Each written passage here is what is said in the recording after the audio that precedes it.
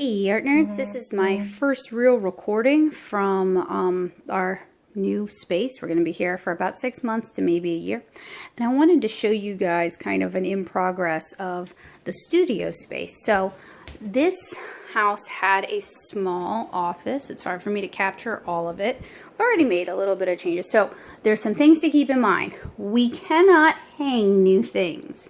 So we could probably utilize the existing nails in the walls to hang things by taking these pictures off, but we can't put new nails in the walls. So if you guys saw my studio in Nashville, I had a lot of stuff hung up. And that's not really make or break. Something else is that we have wood floors that we need to be mindful of, and we're working around the existing furniture. So I kind of wanted to do this as a work in progress thing. And this, I'm going to do it again when we get our house and we're setting up like my permanent studio space, because I thought it would be fun to kind of talk about found spaces or claimed spaces and how you can use them to make a studio. You can work in terms of recording for art, you can work in 5 feet of space about. Like the size of this desk is the majority of my world. You don't necessarily need a lot of space. So you could do this in a corner of a room. You don't have to have a nice drafting table. This is a Futura drafting table. It was a graduation from college gift from 10 years ago, and I've used it since. I really like it, but you don't have to work with something like this. So what this is over here is this is actually a portable drafting table. I'll try to get the camera so you guys can see it, but I don't know that I can because I'm hand-handing this right now. And what this does, you can use this on the floor, but you can also use it on a tabletop. It's got adjustable legs, so you can change the angle.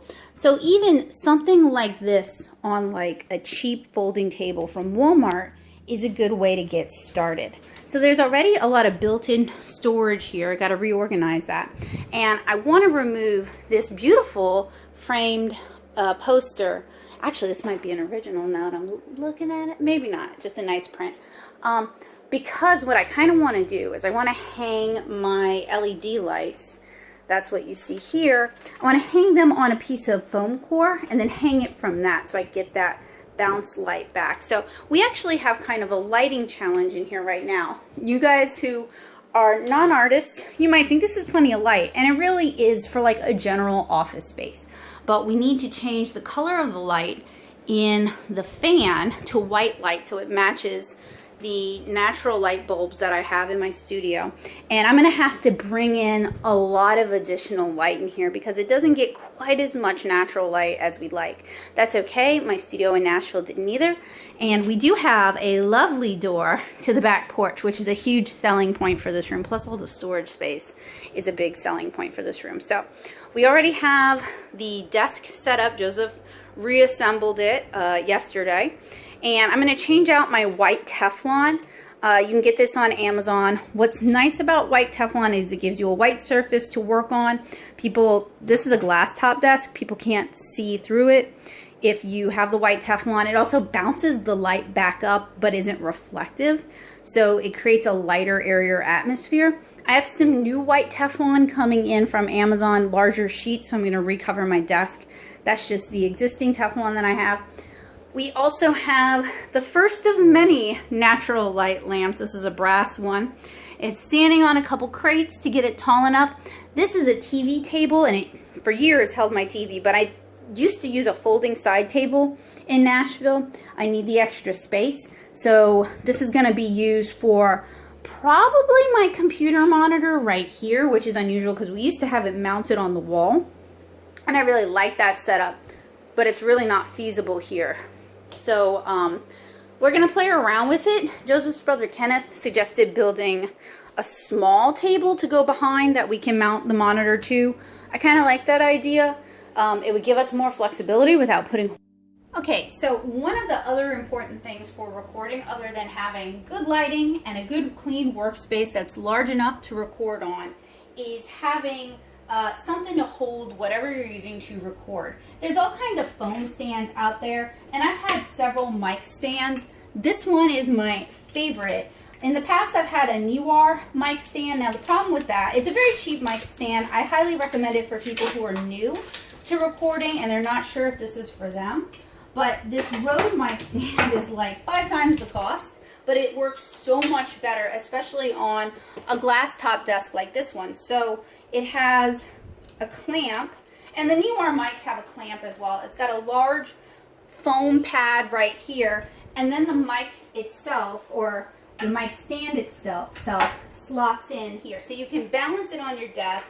It's already pretty sturdy. I don't even have to tighten it. It probably wouldn't go anywhere. But since I move around a lot and move the table a lot, it's probably best if we actually clamp it. So I want to find the metal crossbeam and tighten it good. What's nice about this is it's not going to break the glass of your desk because it disperses all that pressure. And this stand itself is larger, and also, gotta figure out the right way to do this. Larger and also sturdier than the Neewer stands. So you guys can see, and then we're gonna move this, and I'm actually gonna move the table out so I have room to adjust my mic stand as necessary.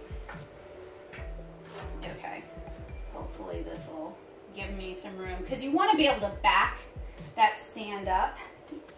And so also let me put some lamps behind the table as well. I mean, I am losing a lot of workspace by doing that, but you work with what you got. So you don't want to be bumping it. Oh, maybe I have this on backwards. It goes down like this. I don't think it's backwards. Okay, anyway, you guys can see you get a range of movement. So the downside, I don't know if you guys can see this. Let me move the camera. The downside to this is it is for mics. So you do have to buy an adapter. This is a brass adapter. And what I like about this is it will hold a camcorder. It'll hold most phone recording mounts. I'm not gonna be able to get it. Maybe I can get it. Hang on a sec. It's me! But you guys can see. So if you're new to recording, I would recommend getting one of the Neewer mounts. They're cheaper. And then if you like what you're doing, you can get one of the, and you decide you need something better that kind of has more adjustability and is more sturdy, you can get one of the Neewer mounts. So I mentioned that there are all kinds of different phone mounts. I have a few in this box, not too many. So this is one from 5 and Below that I think I've talked about before, and I like it decently well. It works well as a secondary mount when I'm using my Rode mic stand for my camcorder, and we're gonna have to get that all figured out. Here's another 5 and Below mic mount or phone mount that I reviewed recently. Here's one of my favorites. I got this from Amazon. It's an F clamp, so you can hand hold it, or you see it's got threads on both sides. You can use it in that adapter that I have on my Rode stand. And then we have another variation on that. And you can get these super cheap. Sometimes they even send them to you free. This is the really common free one. It's this prone to pinching, and it's just an elastic based spring mount, and it only really mounts like long ways, not tall ways. But that comes free with lots of different phone accessories. And then in here I also have some of my more valuable, like my camcorder, my camera, stuff like that.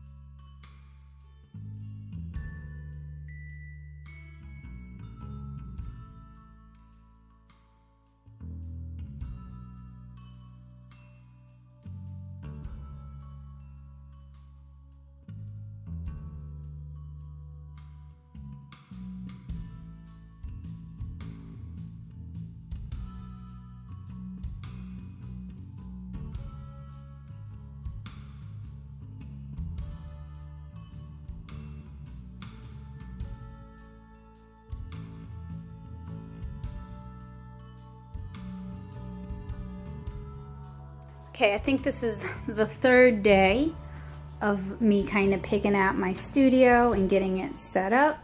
And it's coming along really nicely, and I'm actually pretty happy with it. There's still some things that need to be done, but it's definitely coming along. So this down here is my large format scanner. It is not going to be in this room. There's just no room for that. It's going to be in one of the other bedrooms. So it's not going to live in the middle of the floor like this.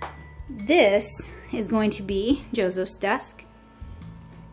And unfortunately for him, I've already started populating some of the shelves on his with art stuff.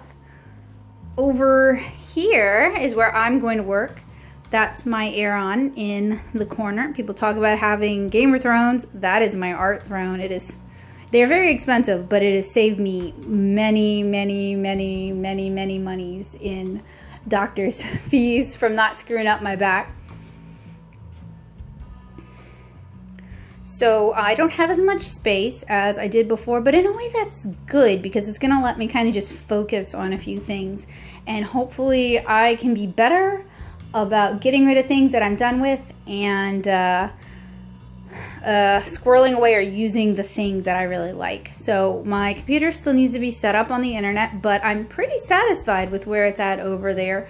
It used to be on a hinge behind my desk, and you know, in another home when we own the walls, I would like to go back to having a mounted monitor. I really like that, but it's not bad there.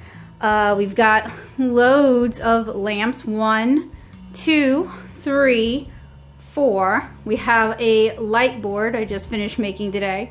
5, 6, and then we replaced the lights in here with daylight lamps.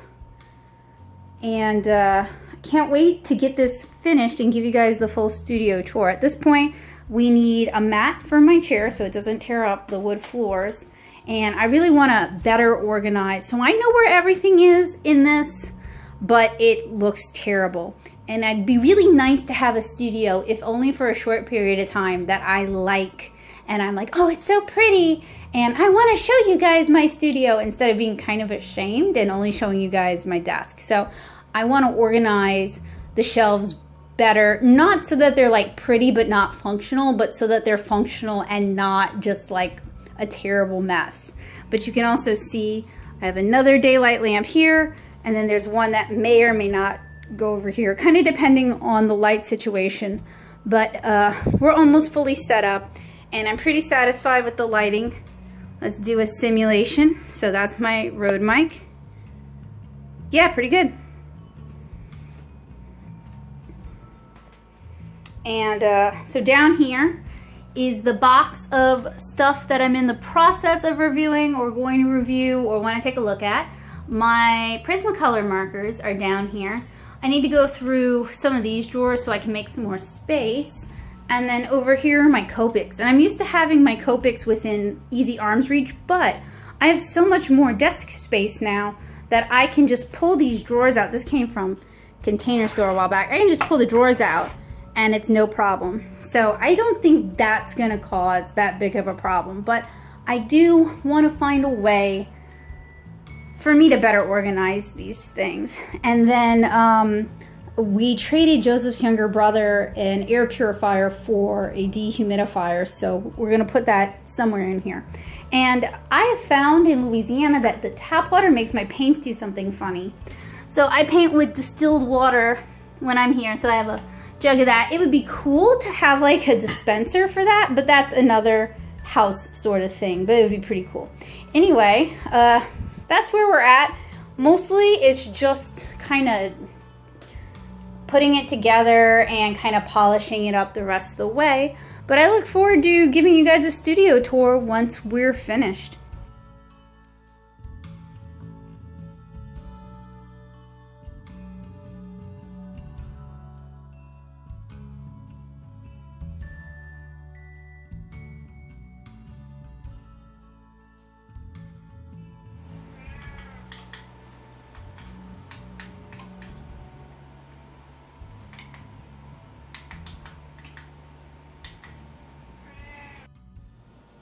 So it took about a week of unpacking, and there's still stuff that I could unpack if I wanted to, but for right now I think we're at a really good place with the studio. One of the things that I'm kind of bummed out about is since I can't put my own, or I can't put new holes in the wall, that means I can't really customize it with art. But we've already been talking about using like a foam core board that I can put thumbtacks into to hang up some of the art I've gotten over the years and just make it feel a little bit more homey. Joseph's setup still needs to be finished, and we definitely need to try this setup out with 2 chairs in it. And we still need a mat under the table to help protect the floors. But other than that, I think we're just about done. I look forward to using this studio to make art for the next 6 months to a year, but I'm particularly looking forward to finding a studio space of my own and really customizing it to fit my needs. Now, one of the things I really like in this space are these cabinets.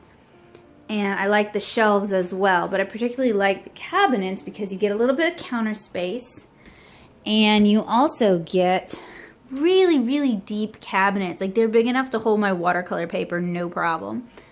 I thought about putting some lighting in here as well, but I feel like given this door doesn't move all the way back out of the way, and then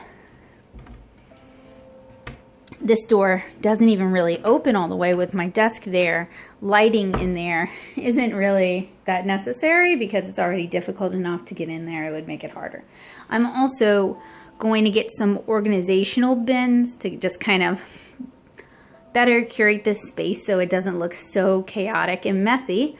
But it's really nice to have a new studio space that I actually feel comfortable vlogging in and sharing with you guys. It's a big change from the space that I had in Nashville, which just wasn't really conducive. We kind of retrofitted it for recording after the fact, whereas this space has been, at least as much as we could design it, it's been designed for recording from the start. So I'm going to do a standalone studio tour that I hope you guys will check out in the near future. And I want to thank you guys for joining me, helping me get this studio set up. I hope you guys have gotten some inspiration and some ideas from this. If you have any questions about any of the products that I've used or any of the organization or methods that I've used, let me know down in the comments below. And if you have your own studio videos or photos, share those with me as well. I'm definitely interested in seeing how other artists lay out their studios. So today I hope to record my first video in here. Ideally, in an ideal world, we'd also have some soundproofing egg crate because I know the audio has been pretty bad in these and some of the other videos I've recorded as part of this little mini-series. And I apologize for that, but that just comes from the sound bouncing off of these uncovered walls. Like, all of the pictures that are up, those are just contributing to that bounce. So in an ideal studio situation, you could have clothes hanging up to kind of catch that sound. You could have egg crate up, you could have foam up, you could even have plush stuffed animals up. All of that would help diffuse the sound and reduce the echoiness. So I'm aware that the audio is still a work in progress, but again, can't hang anything new on the walls, so maybe there's something I can build or jerry-rig that would help diffuse some of that bounce and eliminate some of that echoing. But today I'm going to record my first standalone art video here in the studio, as well as finish up some videos that I started in Nashville. So I'm really hopeful that this is going to be, in general, a good setup, and I'm looking forward to lots of beautifully lit videos with you guys. So thank you guys for watching me set up my studio. I look forward to hearing your comments down in the description below, and I'm definitely looking forward to recording and live streaming with you guys because I've really missed that. So have a wonderful day, guys. I hope to see you again soon. Bye!